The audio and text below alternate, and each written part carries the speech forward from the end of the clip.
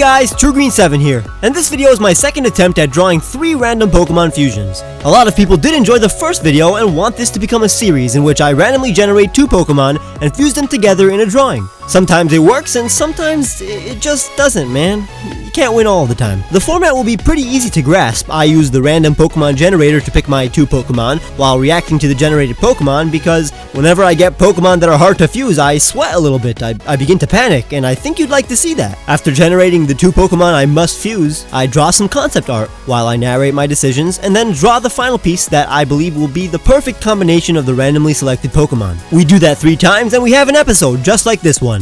Keep in mind that this is relatively unscripted and I actually streamed the creation of these fusions, so while I never ask people to subscribe and or click the bell in the beginning of my videos, you should go ahead and do those things if you want to get notified when I'm drawing these fusions live on YouTube, although it is a pretty rare and special occasion when I do. Now without further ado, let's begin! Okay, you guys know the drill. We're gonna get 2 Pokemon. Hopefully, they are compatible. Actually, now that I think of it, maybe if they're not compatible, it'll be easier. Because then I can get more creative with it. We'll find out together. Okay, those are not compatible. A mammal and a bug. What am I gonna do? Okay, alright. Well, Venipede has a nice, like, color scheme, like a color scheme that pops out. This just bright scarlet with rings and stuff. I think I can totally make anything look like a Venipede when you just add red and circles. So, but do I keep it? Do I keep it sexy? We know Brayson is a good-looking fox, a good-looking vixen. This can be fun to experiment with. This can be fun. So for the first Venixen, I thought it would look pretty great if we kept the feminine body, but made it look insect-like. The tail was an awkward part, but I thought keeping a puffy tail with Venipede's tails sticking out instead of the stick made more sense.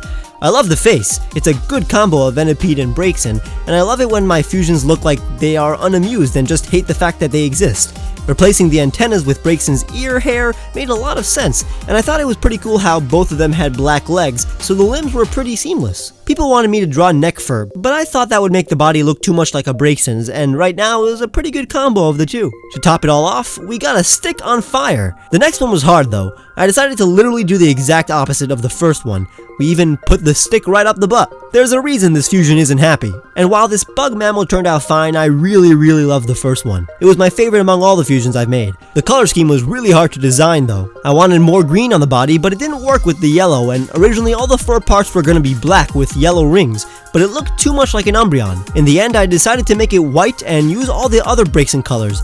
It looks delicious, primarily because it resembles candy corn, but when you combine a bug and a fox witch, it makes for a great Halloween Pokemon, so the color scheme should make you think of candy. And of course, the green flame is the best thing ever.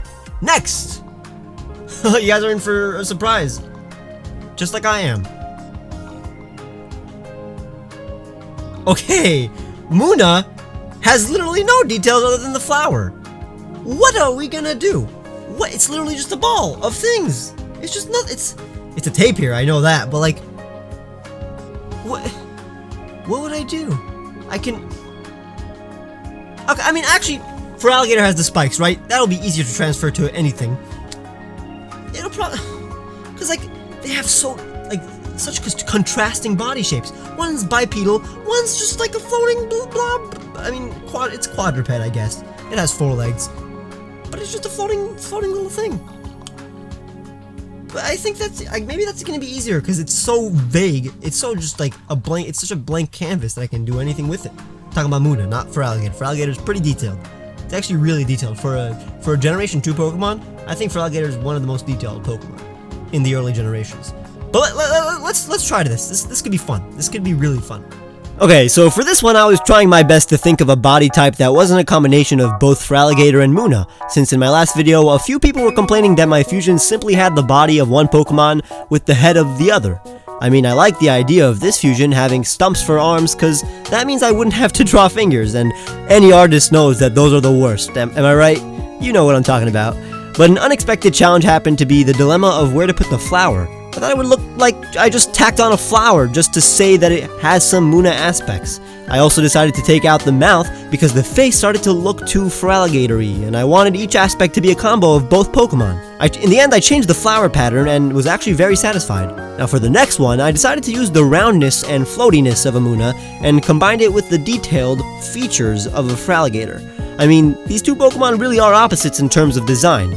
We got a complicated, detailed biped and floating lump.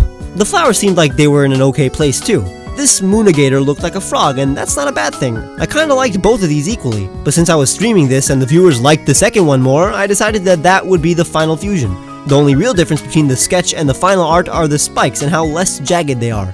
While I liked the design, the color scheme was hard to determine. Okay, next one! Again, this will be a journey. Ha! Celesteela! Okay, first, first Celesteela is probably the most complicated Pokemon to draw ever. Why? Why?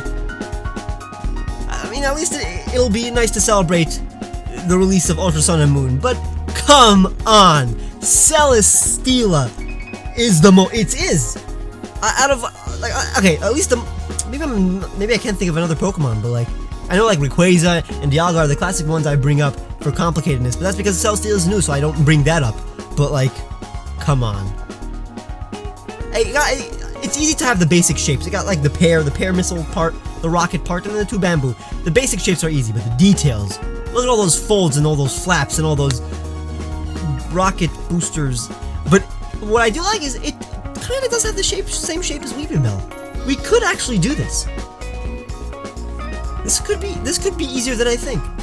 Now this was the hardest to make, and I'm ashamed that I created such a disgusting creature. It just looks nasty. It's pretty scary. My reputation is ruined now. I am no longer True Green 7, I am now False Red -7. But the second one, that didn't look too bad. The top was pretty much a Celesteela, and I knew I wanted Celesteela's dress to be a Weepinbell, so I was fine with the top being less of a fusion.